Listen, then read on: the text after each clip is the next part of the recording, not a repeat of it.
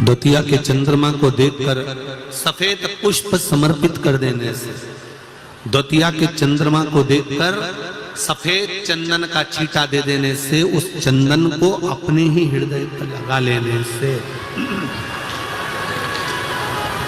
रोग, बीमारी, तकलीफ समाप्त हो जाती है।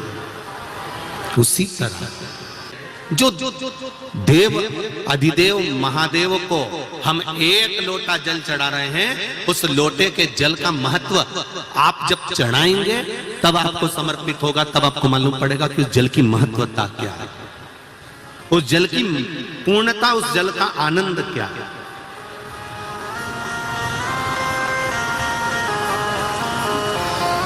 हाँ, दुख आता है, तकलीफ आती है, कष्ट आता है, ये उसी में का हाल है। जैसे तुम यहां से निकल कर जाओ, आगे एक चौराहा आ जाएगा, उस चौराहे पे बत्ती लगी रहती है, लाल और हरी। बोलो लगी है कि नहीं लगी है? जब लाल बत्ती होती है तो गाड़ी को, अरे बोलो तो जम के, रोकना पड़ता है। हरी बत्ती हुई, लाइन क्लियर, चले जाओ। उसी तरह जीवन में दुख आता है, तकलीफ आती है, कष्ट आता है, बीमारी आती है, रोग आता है, थोड़ी तकलीफें बढ़ जाती है, तो थोड़ा सा रुको, थोड़ा थामो, यही समझ लो कि मंजिल तक पहुंचना है और थोड़ा कष्ट आ गया है तो परमात्मा के यहाँ की लाल बत्ती खड़ी हो गई है, थोड़ी देर रुक लो। यदि थोड़ा तुम रुक जाओगे, थोड़ा तुम रुकोगे, तो ये निश्चित है कि थोड़ी देर गाड़ी खड़ी रहेगी, उसके बाद में लाल बत्ती के बाद में फिर वापिस, जम के बोलो, वापिस हरी बत्ती आ ही जाएगी। तो उसी तरह थोड़ा सब्र करो, थोड़ा धैर्य रखो, थोड़ा सा रुक कर अपने जीवन को, ये नहीं कि मैंने तो भगवान शंकर को एक लोटा जल चढ़ाया था, मेरी तो समस्या ही समाप्त नहीं हुई, मैंने तो पशुपति व्रत करा था, मेरी तो समस्या ही समाप्त नहीं हुई। उसने 3 व्रत कर लिए तो शंकर जी ने 3 ही दे दिए। ले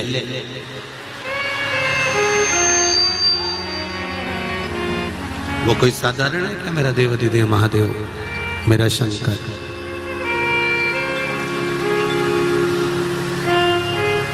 थोड़ा रुकना पड़ेगा, थोड़ा। अगर दुख है, तकलीफ है, कष्ट है, रोग है, बीमारी है, कोई दुख बड़ा आ गया है, तो थोड़ा सा रुको, हरी बत्ती हो जाए तब गाड़ी को आगे ले जाओ। दुख आ गया है तो थोड़ा सा संभलो, कष्ट आ गया है थोड़ा संभलो, थोड़ी तकलीफें आ गई हैं थोड़ा सा संभलो, भटकना मती।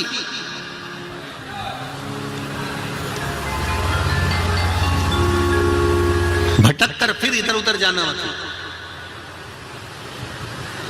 हमें मार्ग प्रशस्त कर लेना। थोड़ा तकलीफ जरूर आएगी, कष्ट जरूर आएगा, तकलीफें आती हैं, मानव जीवन है। जीवन में एक बात याद रखना, यदि जिस दिन तुम्हारे मन में यह भाव आ जाए कि मेरी दशा सुधर नहीं रही है, उस दिन थोड़े से जल में जरा सा, या तो गन्ने का रस हो या गुड़ हो, कुछ भी थोड़ा सा घोल कर यदि शिव को समर्पित करने के बाद शुद्ध जल यतिनाथ के नाम से चढ़ाया जाता है, तो वो जल अमृत बन जाता है। और कहते हैं उस घर का दुख यतिनाथ जी 20 दिन के अंदर समाप्त कर देते हैं। वो यतिनाथ के नाम में इतना बल होता है, वो साधारण नाम नहीं है यतिनाथ। यतिनाथ दुखों ने घेर लिया, बहुत दुख है, बहुत दुख। लोग कहते हैं महाराज, दुनिया के बाबा जी, लोग कहते हैं सियोर वाले बाबा को इतनी गाली दी जाती है तो भी ये मुस्कुराता रहता है। अब ना मुस्कुराऊं तो क्या रोऊं? कहे सियोर वाला बाबा, जब देखो जब लोग हैं तो ताना कसते हैं, कोई इनका पुतला जला देता है, कोई इनको गाली दे देता है, कोई इनको अपशब्द कर देता है, कोई आड़ा टेढ़ा बोल देता है। मिंटू भैया फिर भी इस व्यासपीठ की गरिमा कहती है कि इस व्यासपीठ से हटकर कभी ना तो बोला है और ना कभी बोलूंगा। आज वाराणसी की पवित्र धरा पर ना कभी बोला है और ना कभी बोलूंगा। जो पढ़ूंगा वही बोलूंगा, जो पढ़ूंगा। 18 पुराण, 6 शास्त्र, 18 उप पुराण, जितने पुराण है उसके उप पुराण भी हैं। जैसे शिव पुराण है तो शिव पुराण का उप पुराण है, श्रीमद् भागवत पुराण है तो भागवत पुराण का उप पुराण है। 6 शास्त्र, 18 पुराण, उप पुराण, वेद और जितने भी ग्रंथ हैं उन सबका अध्ययन कर कर जो निचोड़ निकलेगा वही शिव पुराण के माध्यम से आपको दिया जाएगा, उसी के माध्यम। और लोग कहते हैं कि सियोर वाला बाबा को इतना लोग ताना देते हैं, आए दिन कोई ना कोई कमेंट्स करता रहता है, व्हाट्सएप पे डालता रहता है, फेसबुक पे डालता रहता है, दिन भर लोग ताना देते रहते हैं, तो भी ये मुस्कुराता रहता है। उसके मुस्कुराने का कारण केवल इतना है कि केवल हम आपको नहीं बताते कि ऐसा करने से ऐसा होगा, उसका अनुभव हम खुद भी करते हैं। जब हम सीहोर रहते हैं या कहीं पर भी रहते हैं, उसका स्मरण कर कर हम उसका साधना करना प्रारंभ कर देते हैं। जब लगता है कि दुखी हैं भीतर से, लगता है कि कोई तकलीफ है, तब यतिनाथ का नाम लेकर गुड़ का पानी घोलकर शिव जी को थोड़ा सा समर्पित कर देते हैं। पूरा दुख, पूरा कष्ट क्षण भर में समाप्त हो जाता है, चेहरे पे फिर वही प्रसन्नता आ जाती है। यतिनाथ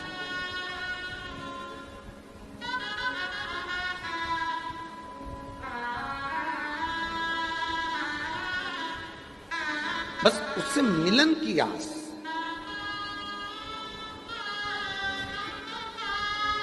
थोड़ा सा जल। अब आजकल के लोग क्या करते हैं, वो उसको पूरी बात सुनते नहीं है और वो क्या करते हैं कि लोटा भरकर जल घोल लिया, उसमें इतना सारा गुड़ घोल लिया, पूरा चढ़ा दिया। ना ना ना, इतना सा कटोरी में जल हो, थोड़ा सा तिनका मात्र का गुड़ हो, घुल गया, चढ़ा दिया। साफ जल शिव जी को चढ़ाएं, तब यतिनाथ नाम का उच्चारण करें। यतिनाथ नाम का उच्चारण करोगे तो ये आपके जितने भी क्लेश हैं, जितने भी दुख हैं, जितनी भी तकलीफें हैं, वो 20 दिन के अंदर समाप्त हो जाती है। 20 दिन। और इसका शंभू प्रैक्टिकल जरूर करें, प्रैक्टिकल जरूर करें। बिना प्रैक्टिकल के ना रहें, प्रैक्टिकल जरूर करें। कहीं सियोर वाला बाबा झूठ बोलकर तो नहीं गया है। हमने जो शास्त्रों में पढ़ा, हमने जो शास्त्रों में सुना, उसका अध्ययन, उसका स्मरण। कौन सा नाम है? जम के बोलो, यतिनाथ। ये यतिनाथ नाम का उच्चारण ही सुख दे देता है। और बहुत ध्यान देना महाराज, जिस नारी के गर्भाशय में अगर गट्ठान हो जाए, बच्चादानी में कोई प्रॉब्लम हो जाए और गर्भाशय में डॉक्टर बोले कि इसका बड़ा ऑपरेशन कराना पड़ेगा, या गर्भाशय में कोई तकलीफ ज़्यादा ही हो गई है, या किसी रूप में पुरुष या स्त्री या बच्चे या बड़ों के उदर नाभि से नीचे हर्निया से जुड़ी हुई कोई प्रॉब्लम हो गई है, तो भी अरण्यानी देवी का स्मरण करने से, यहाँ तक यदि गर्भाशय की प्रॉब्लम है या पुरुष या स्त्री में हर्निया से जुड़ी हुई भी कोई प्रॉब्लम है, तो थोड़ा ध्यान देंगे। 7 बेलपत्र इस तरह से लीजिए।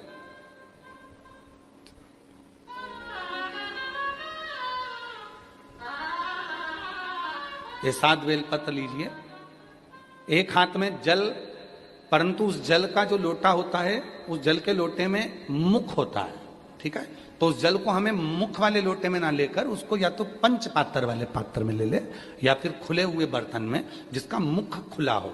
कटोरी है, कटोरी का मुख नहीं बंधा होता, प्लेट का मुख नहीं बंधा होता, लोटे का मुख बंधा होता है। लोटा का मुख ऊपर से बंधा होता है, मतलब बंधा मतलब लोटा ऐसा आगे जाके सक्रिण हो जाता है, नीचे से चौड़ा हो जाता है। खुला हुआ प्लेट ले ले, कटोरी ले ले, और जिसको भी बच्चादानी में कोई प्रॉब्लम है, बड़े ऑपरेशन का डॉक्टर बोल रहा है, कोई गर्भाशय में प्रॉब्लम हो गई, कोई हर्निया से जुड़ी हुई प्रॉब्लम हो गई, तो अरण्यानी देवी का नाम लेकर 7 बेलपत्र को आगे रखकर शिवजी पर उस जल को 7 बार, भले 2-2 बूंद चढ़े चाहे 4-4 बूंद चढ़े, वो 7 बार अरण्यानी देवी का नाम लेकर यदि वो जल चढ़ाया जाता है, 7 बेलपत्र को वापस लाया जाता है, उठाया हुआ जल नंदी के पास बैठकर आचमन किया जाता है और एक एक बेलपत्र को 7 दिन तक रोज एक एक खाया जाता है। उसके 12 दिन के बाद आप जांच करा लो, आपकी हर्निया में और आपके बच्चादानी में कोई प्रॉब्लम नजर नहीं, कहीं ना कहीं बाबा कृपा करे। और अगर आती भी है तो डॉक्टर का साथ में दवाइयां भी लेना है, इलाज भी कराना है। हमने एक बात पहले भी कही थी, डॉक्टर शिव का एक रूप है। ये नहीं कि हम ये कर रहे हैं तो डॉक्टर की दवा ना लें, डॉक्टर की भी दवा लें, डॉक्टर को शिव मानकर, पर उसके साथ में मां अरण्यानी देवी का स्मरण भी कर। कल बाबा जी कह रहे थे कि एक बेलपत्र में वो औषधि है, और बाबा जी जब से लोगों ने बेलपत्र खाना चालू करी, रुद्राक्ष का पानी पीना चालू करा, तब से रिसर्च सेंटरों में रिसर्च हो रहा है कि इस बेलपत्र में ऐसा क्या है, रुद्राक्ष में ऐसा क्या है कि रुद्राक्ष के जल से लोग ठीक हो जाते, बेलपत्र के सेवन से। फिर से बोलो एक बार, कौन सी देवी है? अरण्यानी देवी। और अगर इस देवी का दर्शन करना है तो कहां जाना पड़ेगा अपने को? बिहार के भोजपुर में अरण्या देवी का मंदिर है। कौन से कपड़े पहनती है माता? वृक्ष के पत्तों के। कौन से वस्त्र धारण करती है माता? वृक्ष की छालों के। माता कौन सा आभूषण पहनती है? वृक्ष के फूल के, पुष्प के। अरण्य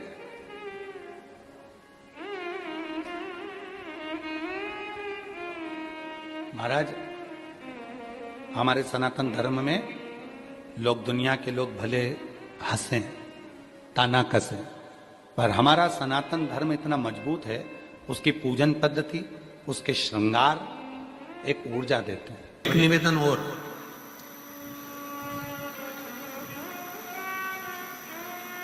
आप यदि कोई कार्य के लिए निकल रहे हो, कोई कार्य करने के लिए जा रहे हो और आपका मन उस कार्य में डामाडोल हो रहा है, ये होगा कि नहीं होगा, सफलता मिलेगी कि नहीं मिलेगी, मैं कोर्ट में जा रहा हूं या पैसी पर जा रहा हूं, या कोई जमीन का लफड़ा है या कोई प्रॉब्लम है, इसमें सफलता मिलेगी कि नहीं मिलेगी। जब आपके 2 मन, और ऐसा तो संसार में कोई जन्मा ही नहीं जिसके 2 मन ना हो। घर से कथा सुनने निकलते हो तो 2 मन हो जाते हैं, आज पीली साड़ी पहन के जाऊं कि नीली पहन कर जाऊं, 2 मन जब भी हो जाते हैं। भोजन करने बैठते हो तो भी 2 मन हो जाते हैं, दाल खाऊं कि गोभी की सब्जी से पहला टुकड़ा खाऊं।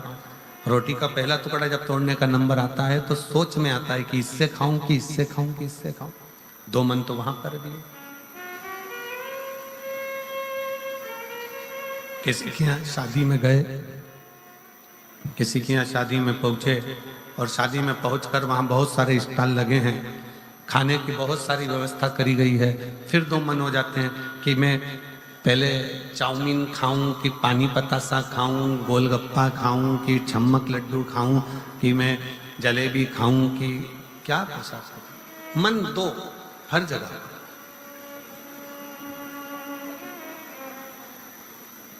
और ऐसा नहीं है कि मन 2 नहीं होते, मन विचलित आ जाते हैं।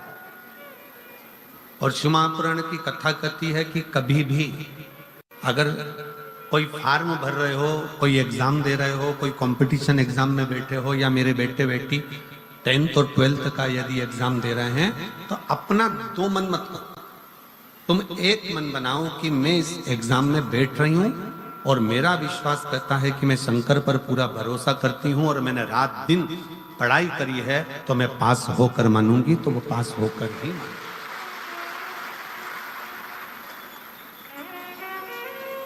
जहां मन विचलित हो जाता है, जहां मन 2 हो जाते हैं, फिर वहां थोड़ा सा भ्रम उत्पन्न हो जाता है, फिर थोड़ा सा भ्रम उत्पन्न हो सकता है। पर जब आपने एक विचार कर लिया कि मुझे सफलता मिलेगी, तो ये निश्चित है कि दुनिया में कोई ऐसा पैदा नहीं हुआ कि आपकी सफलता को रोक दे, आप आगे बढ़कर ही रहे। और एक निवेदन और है, मान लो किसी कारणवश सफलता नहीं मिली और आप सफल नहीं हुए, तो चिंता मत करना, चिंता करने की जरूरत नहीं है। एक बार अगर एग्जाम दिया, एक बार अगर अपन फील्ड में उतरे और एक बार में सफलता नहीं मिली तो चिंता मत करो। ये मत सोचो कि पीछे हट गए। शिव महापुराण की कथा में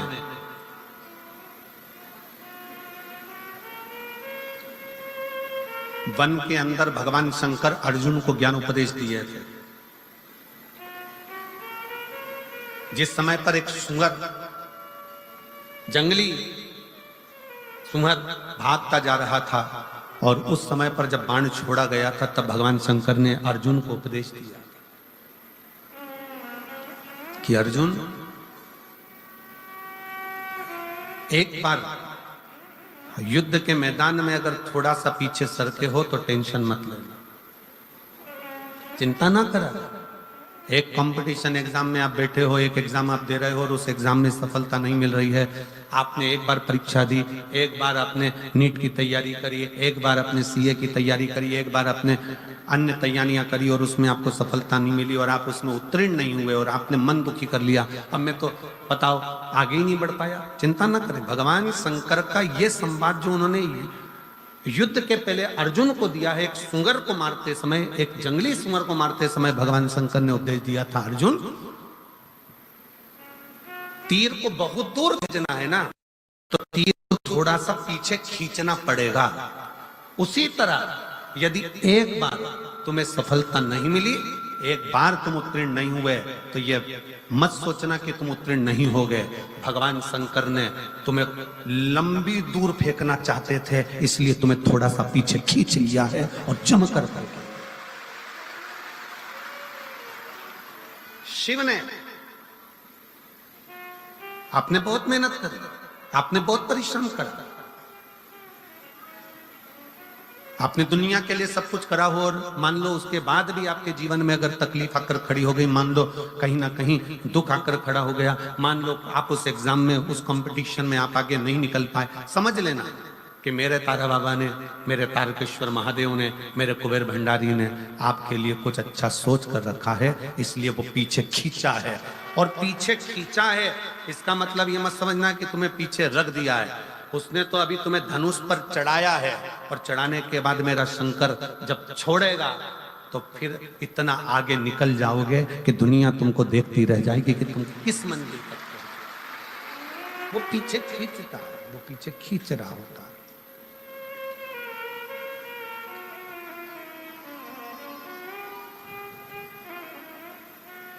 खूब मेहनत करो, खूब परिश्रम करो, खूब अच्छी लगन से कार्य करो